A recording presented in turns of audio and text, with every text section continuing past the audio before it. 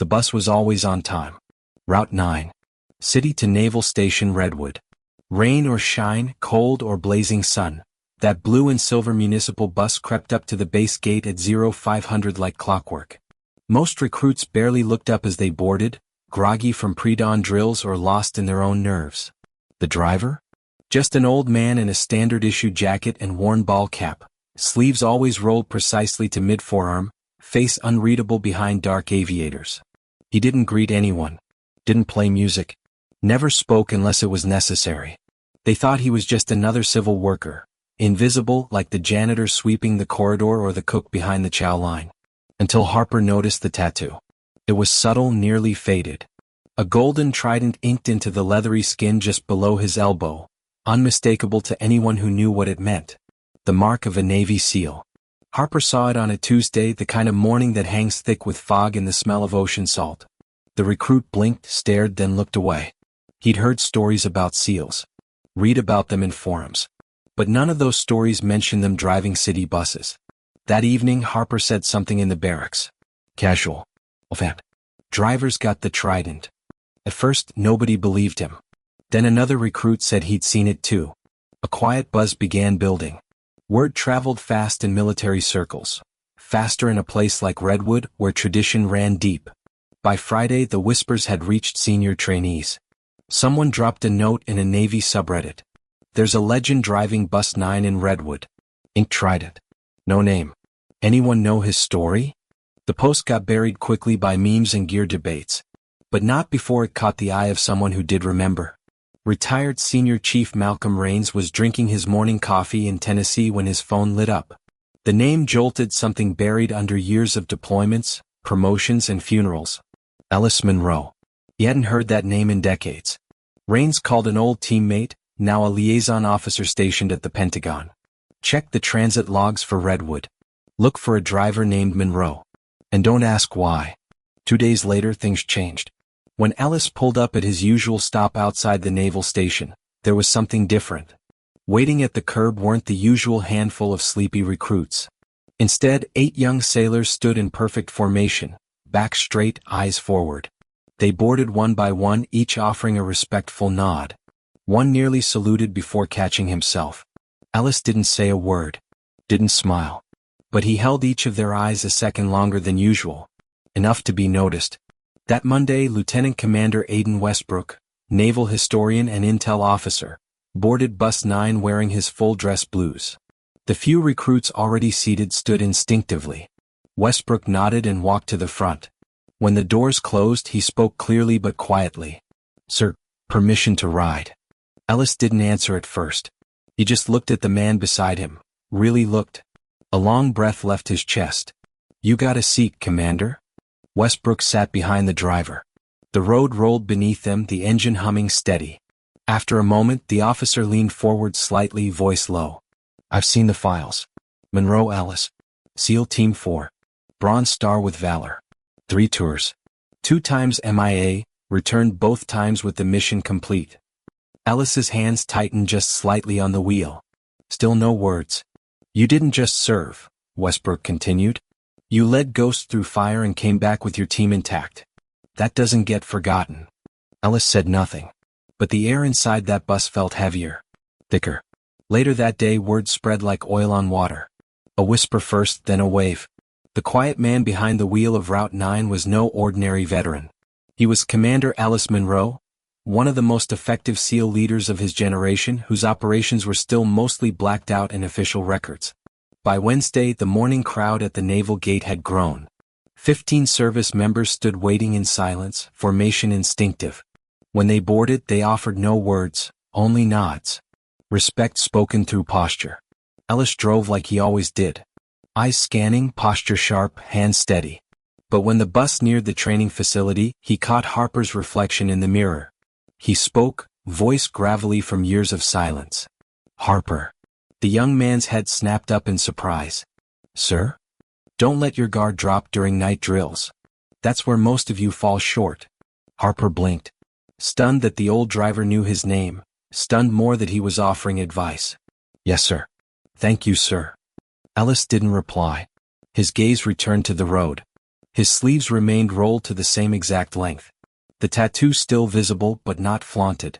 Some truths didn't need to be explained. They just were. The changes weren't immediate, but they were unmistakable. Something in the air around Route 9 shifted. The old bus, once a forgettable part of daily routine, now felt different, almost sacred. Not because Alice Munro said anything. He never did. But presence, it turns out, can speak louder than words. Recruits began boarding differently. A nod. A hushed, "Morning, sir," offered with caution. The music disappeared. The jokes and cursing vanished. Even the way they walked changed, back straighter, voices lower. The younger ones followed the lead of those who understood. The bus was immaculate. No one was told to keep it clean, but they did anyway. Litter was quietly picked up. Seats were brushed off. Even the scratched plexiglass divider near the front was wiped down by one of the older sailors using the sleeve of his uniform. It wasn't discipline. It was respect. One morning, a civilian contractor boarded the bus just past the harbor stop. He was young, maybe 19, earbuds in, hoodie up. His music bled through tinny speakers, aggressive rap verses laced with profanity. As he passed Ellis, he scoffed loudly.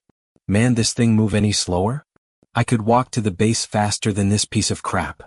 Ellis said nothing. He just stared forward, fingers resting on the wheel. But from halfway down the bus, a voice cut through the noise. "You need to check your tone." The contractor turned, confused. Harper. He was halfway through his program now, leaner, stronger, posture iron straight. His voice wasn't raised, just firm. Controlled. "That man's seen more war than you've seen birthdays," Harper said, eyes steady. "He doesn't owe you speed." The contractor looked around, suddenly aware of the silence, of the military bearing of every other passenger. He mumbled something, pulled out his earbuds, and slumped into a seat near the back. Ellis didn't turn. But in the mirror, Harper caught a flicker of something. The faintest nod. That week, a letter arrived at the city's transit office addressed in careful handwriting from the Naval Officer Training Academy. Inside was an official request. Commander Alice Munro was invited to deliver the keynote speech at their graduation. He declined. The note he sent back was only 2 sentences long. No signature, no ceremony. "Some of the best men I knew never made it home. Don't salute me, salute them." The base commander framed it. Hung it in his office. Elsewhere in town, something else was beginning to grow. Miss Clara Vernon, a high school teacher whose father had served in Vietnam, introduced a new curriculum module called Valor and Silence. It focused on the kind of quiet heroism that never made headlines, the janitor who'd once cleared IEDs, the mailman who'd jumped from helicopters. And, of course, the bus driver who never asked to be seen. She even brought her class to ride Route 9 once a month, just to observe. Not to talk. Just to see. It changed more than students. Businesses around Redwood began greeting veterans differently. Not out of obligation, but with sincerity. Uniforms earned longer looks, not suspicious ones. Discounts weren't advertised, they were quietly offered. One cold Friday, just as Ellis pulled up to the naval stop, a man in a navy blue suit stepped onto the bus. Tall. Straight-backed. Salt and pepper hair cropped close. No visible rank, no military insignia, but Ellis knew. You always know. The man gave a nod, then sat quietly in the seat directly behind Ellis. He didn't speak during the entire ride. When the bus finished its loop and returned to the downtown terminal, the man stood, walked forward, and without a word placed a challenge coin gently on the dashboard. Then he stepped off the bus. The coin gleamed gold and silver, SEAL Team 4, dated from the early 1990s. Ellis stared at it. He didn't touch it. He just left it there where it stayed from that day forward. 2 weeks later, Harper started keeping a journal, not about tactics or drills but about the bus rides. "Every day on that bus is a lesson in leadership," one entry read. "Munro doesn't teach with speeches. He teaches with presence. With precision. Every stop on time. Every turn measured. Every scan of the mirror calculated. He's still on patrol. Just a different kind." Another recruit once asked Ellis directly, "Sir, what was your most heroic moment?" The old driver paused at a red light. His voice, when it came, was low and steady. "Showing up the next day," he said. "I was always the next day." The kid frowned, not quite understanding. Later, Harper explained. "He means real courage isn't about one big moment. It's about consistency. It's about waking up, sore or scared, and still putting your boots on. Still showing up when nobody's watching. And Alice always showed up. He still never smiled. Never bragged. Never raised his voice. But every glance into that rearview mirror held a weight, a depth that every soldier, sailor, and airman on that bus could feel. The legend was growing. Quietly. Steadily. Just like the man himself. Bus 9 had become something else entirely. It wasn't just a ride anymore, it was a kind of sanctuary. The young men and women who stepped onto it each morning did so with a quiet sense of purpose. Some lowered their heads in silent respect. Others adjusted their posture just slightly, as if standing taller for a man who never asked them to. No one told them to do these things. They just did. Ellis Monroe never asked for silence, but it surrounded him like armor. Conversations were muted, clipped. If anyone spoke above a whisper, they were met with glances from those who understood. Even civilians, once they felt the weight of that air, fell in line. The bus itself was spotless. Military passengers often stayed behind after their stops just to pick up stray wrappers or sweep debris from the floor with the edges of their boots. A few began bringing wipes to polish the rails. It wasn't about cleanliness. It was reverence for the man, the discipline, and the quiet code he seemed to carry with every turn of the wheel. Then one morning, a teenage boy boarded at the waterfront stop. Loud, restless, phone in hand, music blasting. "Yo, Grandpa," he barked, not even looking up. "This thing got a turbo button or what? Some of us got places to be." The silence hit like a wall. Ellis said nothing.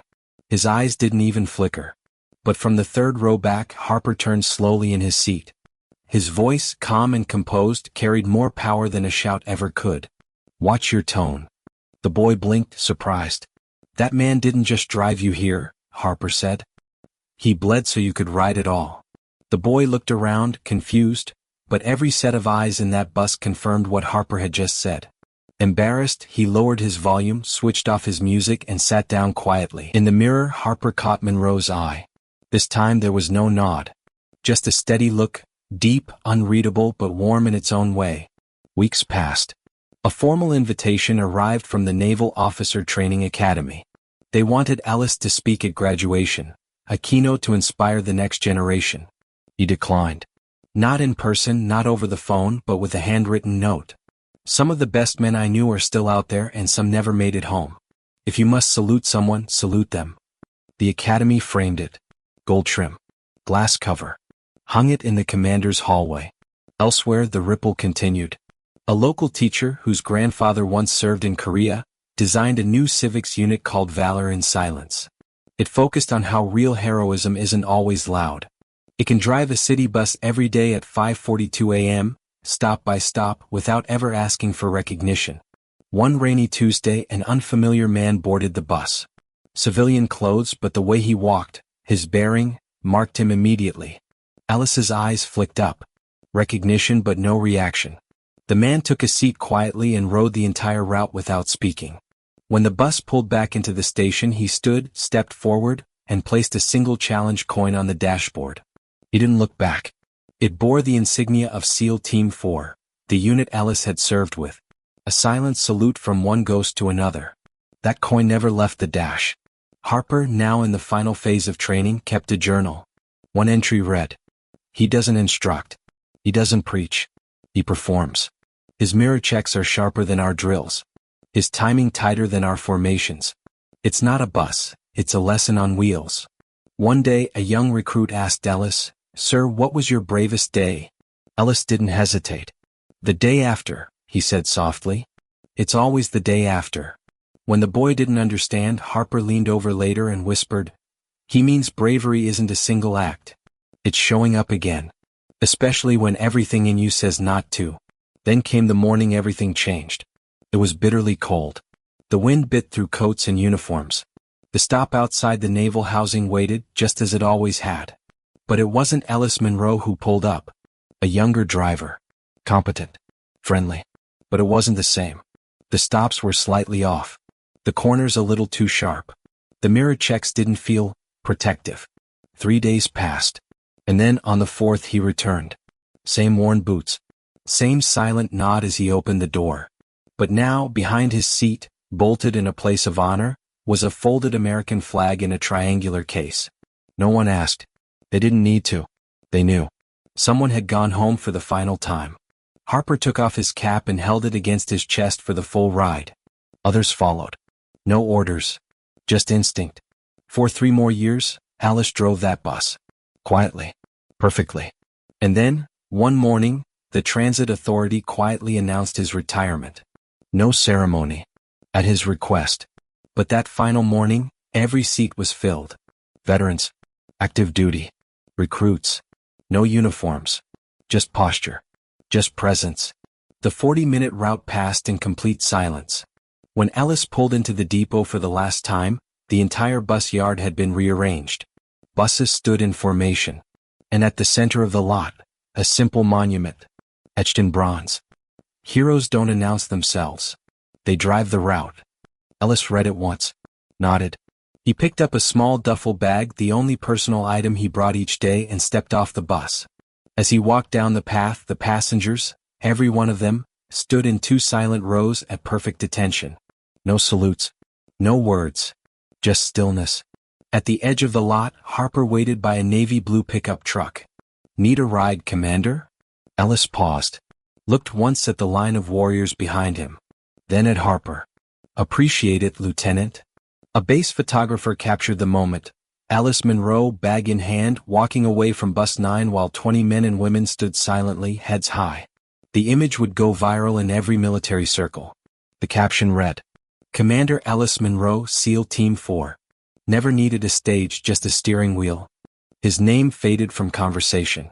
But recruits still hear his story on their first day. Excellence isn't about applause, instructors say. It's about showing up. Doing the job. Whether they notice or not. Like the man who drove Bus 9.